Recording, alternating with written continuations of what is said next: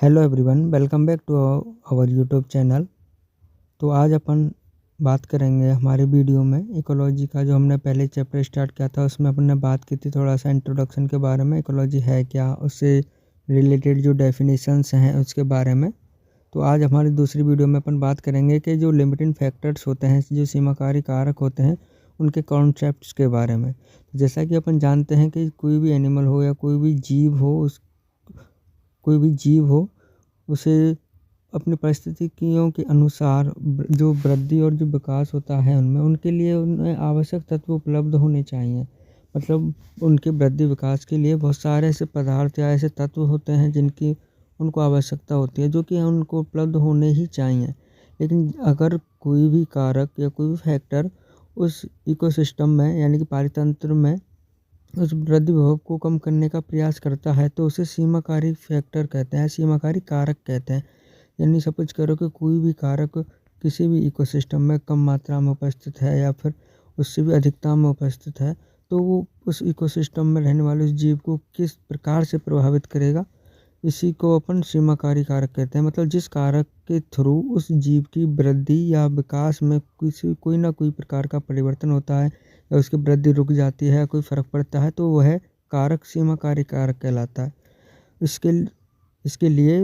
एक साइंटिस्ट थे लीविक, जिन्होंने अपना सिद्धांत दिया, और इस जो सिद्धांत दिया इनके लीविक के सिद्धांत को न्यूनतम सिद्धांत बोलते हैं।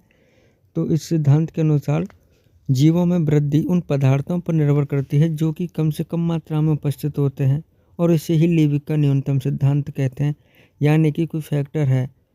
ठीक है, एक जीव के लिए मानो सपोज करो 2 या 2 से अधिक फैक्टर से रिस्पॉन्सिबल होते हैं उसकी वृद्धि और विकास के लिए। अगर उनमें से कोई एक फैक्टर है वो बहुत ही कम मात्रा में उपस्थित होता है तो वो उसकी वृद्धि और विकास को रोक देगा या उसको प्रभावित करेगा। तो इस सिद्धांत को ही लीविक का न्यूनतम सिद्धांत कहते हैं। ठीक है, जैसे प्रत्येक पौधे को वृद्धि के लिए निश्चित पदार्थों की आवश्यकता होती है। यदि इन पदार्थों में कमी होती है तो वृद्धि रुक जाती है। जैसे ऑक्सीजन है, फास्फोरस है, इसकी कमी हो जाने पर उन पौधों में वृद्धि और जो प्रजनन है वो रुक जाता है। ठीक है, इस नियम के दो सहायक नियम भी हैं। उनमें से जो दो सहायक नियम हैं उनमें से जो इसका पहला नियम है स्थिर दशा का सिद्धांत। स्थिर दशा के सिद्धांत में अपन देखते हैं कि क्या कहता है, देखो कि इस नियम के अनुसार एक पारितंत्र में, यहाँ पे पारितंत्र नहीं लिखा हुआ है बट मैं बोल रहा हूँ कि इस नियम के अनुसार एक इकोसिस्टम यानी पारितंत्र में एक स्थिर अवस्था पाई जाती है। इसमें जितना इनफ्लो होता है उतना ही आउटफ्लो होता है, यानी कि जितना इनफ्लो मीन्स अंदर आना और आउटफ्लो मीन्स बाहर जाना। तो जितना इनफ्लो होता है उतना ही आउटफ्लो होता है, जिसके कारण इसमें बैलेंस बना रहता है। जैसे एक झील में कार्बन डाइऑक्साइड एक प्रमुख सीमाकारी पदार्थ होता है और अन्य सभी पदार्थ जैसे प्रकाश, फास्फोरस आदि बहुत काफ़ी मात्रा में उपस्थित तो होते हैं लेकिन सीमाकारी नहीं होते। तो किसी कारण सपोज करो किसी कारणवश झील एक साथ कार्बन डाइऑक्साइड का इनफ्लो होता है, एक झील में एक साथ कार्बन डाइऑक्साइड का इनफ्लो होता है,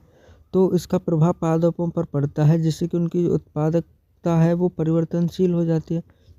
जैसे ही इसमें आउटफ्लो होता है तो यह पूर्ण स्थिर अवस्था में आ जाता है। परंतु इस बार जो है वो सीमाकारी पदार्थ कोई भी हो सकता है। दूसरा जो इसका सहायक नियम था वो था कारकों की अंतःक्रिया का नियम। ठीक है, कारकों की अंतःक्रिया का सिद्धांत में क्या है कि यदि वातावरण में किसी पदार्थ की अधिकता होती है तथा आवश्यक पदार्थ कम मात्रा में उपस्थित होता है तो जीवों द्वारा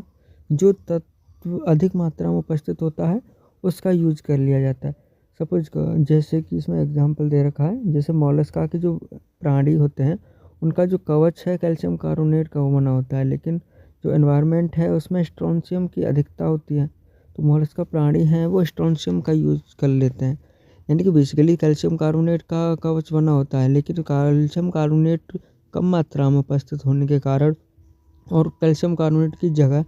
स्ट्रोंशियम की अधिकता होने के कारण यानी कि स्ट्रोंशियम अधिकता में उपलब्ध है वहाँ पे और कैल्शियम कार्बोनेट वो है वो बहुत ही कम मात्रा में उपलब्ध है। तो जो प्राणी है मोलस्का के वो कभी कभी स्ट्रोंशियम का भी यूज़ कर लेते हैं अपना कवच बनाने के लिए। तो ये था उसका लीविक का न्यूनतम का सिद्धांत और उसके दो जो सहायक नियम थे वो। तो अब लीविक के न्यूनतम सिद्धांत के बाद और उनके जो दो सहायक नियम थे उनके बाद एक दूसरे साइंटिस्ट थे सेल्फर्ड, जिन्होंने अपना एक सिद्धांत दिया या एक नियम दिया जिसको सेल्फहर्ड का सहनशीलता का नियम बोला जाता है, इस यानी कि सेल्फहर्ड्स लॉ ऑफ टॉलरेंस। इस नियम के अनुसार जीवों में वातावरण की परिस्थितियों को एक निश्चित सीमा तक सहन करने की क्षमता पाई जाती है। अब वो चाहे अधिकतम हो सकती हैं या फिर न्यूनतम हो सकती हैं, और इसी को सेल्फहर्ड का सहनशीलता का नियम को कहते हैं। जैसे कि मान लो कि कोई भी जीव है, उसको जो बात उसके चारों ओर का जो वातावरण है उसमें जो परिस्थितियाँ हैं उनको एक निश्चित सीमा तक बर्दाश्त कर सकता है वो। जैसे कोई भी कारक ले लो अपन, जैसे तापमान ले लिया यानी कि टेम्परेचर ले लिया, तो उसको ज़्यादा से ज़्यादा कितना सहन कर सकता है कोई भी जीव और कम से कम कितना सहन कर सकता है, ये उसकी एक निश्चित सीमा होती है। इस सीमा से ना तो ज़्यादा और ना ही कम वो उसको बर्दाश्त कर सकता है, सहन कर सकता है। ठीक है, तो अगर टेम्परेचर उसकी बर्दाश्त सीमा से ज़्यादा है तो भी वो सर्वाइव नहीं कर पाएगा, और उसको जितनी कम से कम मात्रा से भी अगर वो कम है तो भी वो बर्दाश्त नहीं कर पाएगा और वो सर्वाइव नहीं कर पाएगा। तो ये निम्न प्रकार की होती है, जैसे कि टॉलरेंस कैपेसिटी है। टॉलरेंस कैपेसिटी जैसे मान लो जब जब किसी जीव की जो सहनशील क्षमता है किसी एक कारक के लिए ज़्यादा होती है और दूसरे कारक के लिए कम होती है। ऐसा कह भी सकते हैं अपन कि कोई भी जीव है उसको किसी भी कारक के लिए जो सहनशीलता क्षमता है उसकी वो ज़्यादा हो सकती है, या फिर दूसरे कारक है कोई भी उसके लिए जो उसकी सहनशीलता जो क्षमता है वो कम हो सकती है। यानी कि कोई उसको ज़्यादा अमाउंट में चाहिए तो उसकी सहनशीलता ज़्यादा हो सकती है, लेकिन अगर वो वहीं उसका जो उपयोग करने के लिए जितनी मात्रा में उसको चाहिए अगर वो कम मात्रा में ही उसको बर्दाश्त कर सकता है, यानी कि कम मात्रा में उसको ज़रूरत है, तो उसके लिए उसकी जो सहनशीलता की जो क्षमता है वो कम हो सकती है। ठीक है, यहीं अगर अपन बात करें डिस्ट्रीब्यूशन कैपेसिटी की, तो डिस्ट्रीब्यूशन कैपेसिटी में कि जैसे मान लो कोई भी जीव है उसमें जो भी उसको परिस्थितियों के अकॉर्डिंग सहनशील करने के लिए जो कारकों की जो आवश्यकता होती है उनका जो डिस्ट्रीब्यूशन कहाँ कहाँ है, मतलब कोई इसका जो पर्टिकुलर एरिया है पारितंत्र में जहाँ पे वो हैबिटाट में रह रहा है, जिस हैबिटाट में रह रहा है वो जहाँ जहाँ पे उसको परिस्थितियों के अकॉर्डिंग उनका अनुकूल वातावरण मिल रहा है वो वहाँ पर वो रह सकते हैं और वहाँ की परिस्थितियों को वो बर्दाश्त कर सकते हैं। जैसे सपोज करो कोई भी शीत शीत शीतकालीन क्षेत्रों में, मतलब शीत वाले क्षेत्रों में ठंडी जगहों पर रहने वाले कोई जीव हैं, तो वहाँ के जो वहाँ का जो मौसम है उसके लिए प्रति होते हैं, तो इस वजह से वो वहाँ पर रह सकते हैं। लेकिन वहीं अगर वो दूसरी जगह पर जाएँ जैसे गर्म जगहों पर जाएँ तो वो वहाँ के लिए सहनशील नहीं होते हैं, इस वजह से वो वहाँ पर नहीं रह सकते। अगर ऐसे अपन थर्ड की बात करें अगले जो टॉलरेंस लिमिट है इसकी, तो जैसे इसमें क्या होता है, जैसे जब किसी जाति के लिए प्राकृतिक परिस्थितियों में कोई एक घटक ठीक नहीं होता है तो दूसरे घटक भी उसकी वृद्धि एवं विकास को प्रभावित करते हैं। तो इसका मतलब क्या है कि जैसे सपोज करो कोई भी एनिमल है उसके लिए कोई कारक हैं, जैसे मान लो 2 या 2 से अधिक कारक हैं उसके वृद्धि और विकास के लिए ज़रूरी होते हैं। अगर उनमें से कोई एक कारक भी उपलब्ध नहीं है या फिर बहुत ही कम मात्रा में है, या मतलब जितना उसको चाहिए उतना उसको वो नहीं मिल पा रहा है, तो ज़ाहिर-सी बात है कि जो बाकी के फैक्टर्स हैं वो भी उसके वृद्धि विकास को प्रभावित करेंगे। क्योंकि जब जैसे सपोज करो उसको 4 फैक्टर्स की ज़रूरत थी उसके वृद्धि और विकास के लिए, चारों में से अगर 3 ही हैं तो भी उसकी वृद्धि रुक जाएगी, उसका जो वृद्धि और विकास है वो प्रभावित हो जाएगा। तो इसीलिए अगर एक एक भी घटक अगर उसको जितनी मात्रा में चाहिए होता है अगर वो उपलब्ध नहीं होता है तो उसका वृद्धि और विकास है वो प्रभावित हो जाता है। अगला अगर अपन देखें कि ज्योग्राफिकल क्रिटिकल एंड वेदर यानी कि भौगोलिक स्थिति एवं मौसम, तो अपन जानते हैं कि प्रत्येक जीव के लिए परिस्थितियों की जो सहनशीलता है वो मौसम के अनुसार बदलती रहती है। जैसे जैसे अपन देखें इस चार्ट में अगर इस चार्ट को आप देखें तो आप देखोगे कि इसमें जो ऑप्टिमम रेंज है सेंटर में, और जो इस ऑप्टिमम रेंज में मैक्सिमम एनिमल्स प्रेजेंट है, यानी कि जिन एनिमल्स को जिन कारकों की जितनी आवश्यकता है उस रेंज में उनको उपलब्ध हैं पाए जा रहे हैं, तो वो ऑप्टिमम रेंज में उसको जो सभी फैक्टर्स अवेलेबल हैं तो वहाँ पर ज़्यादा से ज़्यादा एनिमल्स प्रेजेंट होंगे। वहीं अपना आप देखें तो जहाँ पे ऑप्टिमम रेंज से कम है वहाँ पर एनिमल्स की संख्या भी कम होती है, वहाँ का जो टॉलरेंस एरिया है वो भी फिजियोलॉजिकल लो एरिया होता है। अगर ऐसे ही अपन देखें तो वहाँ पर कोई भी एनिमल प्रेजेंट नहीं होता, और क्योंकि वो टॉलरेंस एरिया है, क्योंकि उसकी जो जितनी ऑप्टिमम रेंज है वहाँ तक उसको कोई भी फैक्टर या कोई भी कंडीशंस उन्हीं के अनुकूल है नहीं है, इस वजह से उनकी संख्या भी वहाँ पर बहुत ही कम होती है। और जहाँ पर उनको जितनी मात्रा में चाहिए होता है कोई भी पदार्थ, तो वहाँ पर क्या होता है कि जो भी एनिमल्स होते हैं उनकी जो संख्या है सबसे ज़्यादा होती है। आगे अपना अगर अपन देखें कि जो लिमिटिंग फैक्टर्स हैं, सीमाकारी कारक हैं, उनकी क्या भूमिका है, क्या इम्पोर्टेंस है। तो जिससे हम देखें साधारणतः मानव शरीर के लिए 20 से 25 डिग्री सेंटीग्रेड तापमान वृद्धि के लिए सबसे उपयुक्त होता है। लेकिन तापमान में कमी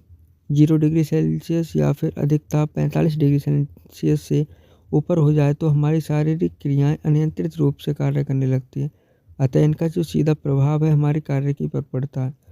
ठीक है, यानी कि अपन क्या ऐसे बोल सकते हैं कि कोई भी एनिमल है, जैसे हम ही क्यों ना हो, तो हमारे वृद्धि विकास के लिए जो तापमान है वो 20 और 25 डिग्री के बीच में चाहिए होता है हमको, कि हम इतना जो नॉर्मल टेम्परेचर है वो हमारे लिए उपयुक्त है होता है, का सफिशिएंट होता है। लेकिन वहीं अपन अगर 45 डिग्री से ज़्यादा टेम्परेचर मिल जाए हमारे लिए, या फिर 0 डिग्री सेंटीग्रेड से कम टेम्परेचर मिलने लग जाए हमारे लिए, तो हमारा जो पाचन क्रिया है, मेटाबॉलिक रिएक्शंस हैं, वो अनियंत्रित हो जाएंगी, सही तरह से वर्क नहीं कर पाएंगी। इस वजह से जो हम हैं सर्वाइव भी नहीं कर पाएंगे, और फिर जो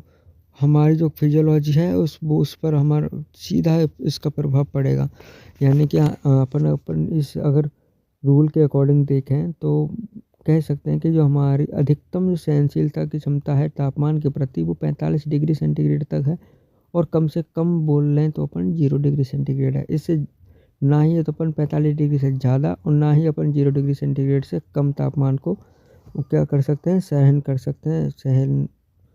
सकते हैं, ना ही इसको बर्दाश्त कर सकते हैं। अगर अपन देखें तो एक नोट याद रख सकते हैं कि जो यदि किसी भी जीव के लिए उसके सीमाकारी कारकों में कमी, निश्चित कमी या अधिकता होती है तो वह उस जीव के लिए हानिकारक होती है। तो बिल्कुल वही है जो हमने अभी आपको बताया कि अगर हम 45 डिग्री टेम्परेचर हमारी जो मैक्सिमम लिमिट है उससे अगर ज़्यादा हो गया या फिर 0 डिग्री सेंटीग्रेड से कम हो गया तो हमारी फिजियोलॉजी पर इफेक्ट पड़ेगा, हमारा जो ग्रोथ एंड डेवलपमेंट है उस पर इफेक्ट पड़ेगा, और जो हमारी वृद्धि और विकास है वो पूर्ण रूप से रुक जाएगा, और ना ही हमारी जो मेटाबॉलिक रिएक्शंस हैं वो सही तरह से फंक्शंस कर पाएंगे। तो यही हमारे जो 2 नियम थे, जिसमें से हमने पहला नियम पढ़ा लेवी का न्यूनतम सिद्धांत का, और जो दूसरा था सेल्फर्ड का सहनशीलता का सिद्धांत पढ़ा था। ये बहुत